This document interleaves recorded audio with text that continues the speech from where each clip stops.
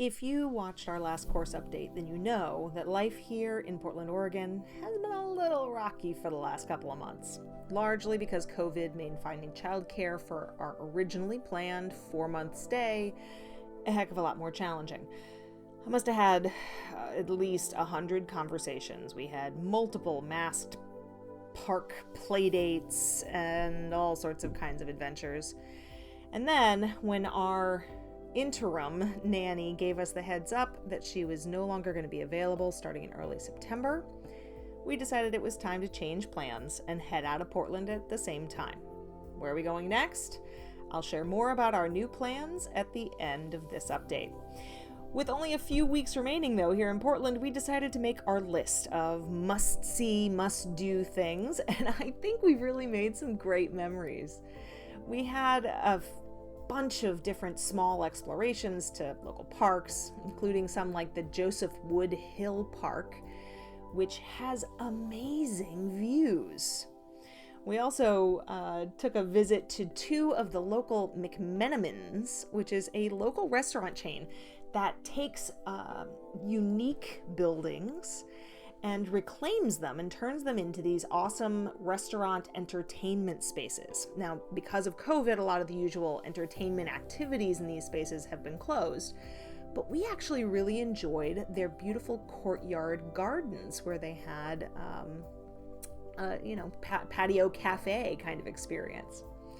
And of course, we couldn't leave Portland without the classic Portland food truck experience. Great for that food on the go. But beyond these, simple joys, we did pack in 3 big adventures in the past few weeks.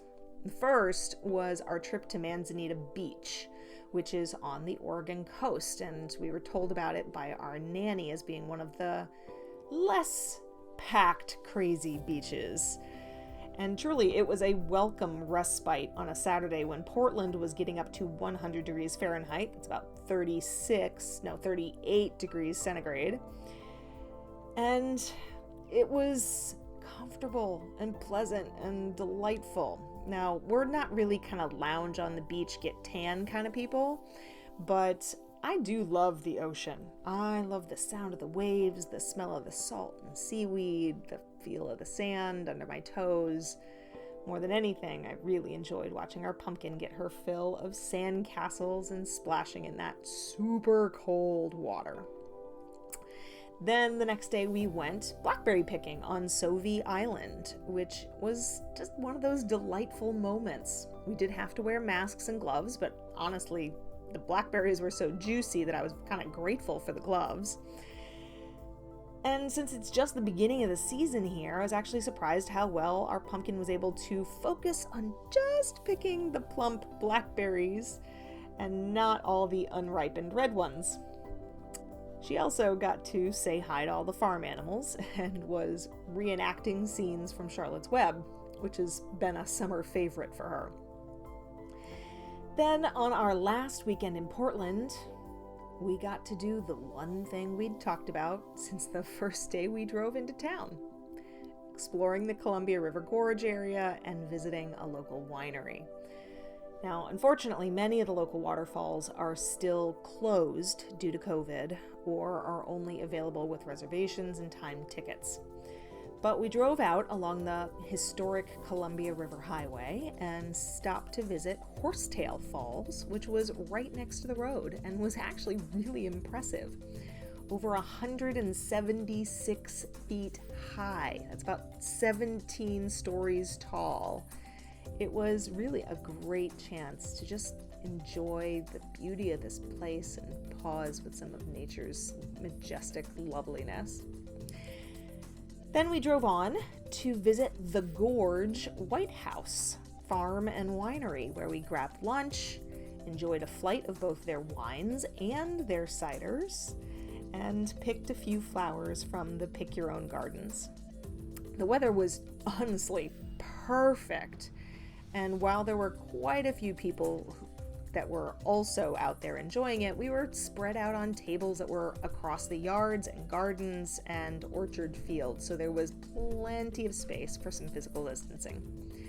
The food, also from a food truck, was particularly good, as were the wine and the ciders. And it reminded me of all the reasons why I love Willamette Valley wines. I think their cherry cider and probably the pear wine were my two favorites. So now for our big news. By the time this course update goes live, we are going to be halfway through our cross-country road trip heading back east to Massachusetts. We decided that in the interest of stability in these pandemic-driven times, we are going to head back across the country and spend the upcoming year a little bit closer to home in Massachusetts. So when we started thinking about some place that we could imagine being happy for an entire year, Massachusetts was still our first choice.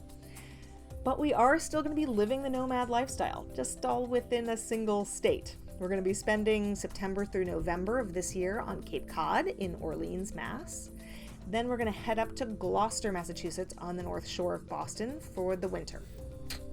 Not really ideal by any stretch of the imagination, but we've done it before. We know it can work. And then next summer, we're going to move further north to historic Newburyport, Massachusetts, starting next June. It's a compromise that will allow us to ride out the pandemic near people we love while still exploring a smaller sphere. And just as we have for the past 2 years, we're going to be staying in Airbnb-style furnished rentals. And just as I've been doing for those 2 years, I've also negotiated some pretty awesome rates.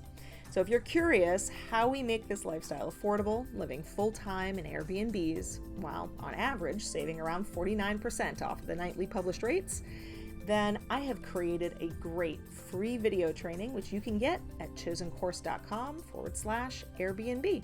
And maybe it'll help you save a bunch of money off of your next location-independent adventure. So whether you're exploring the whole world or just your corner of it, happy travels, Freedom Lover.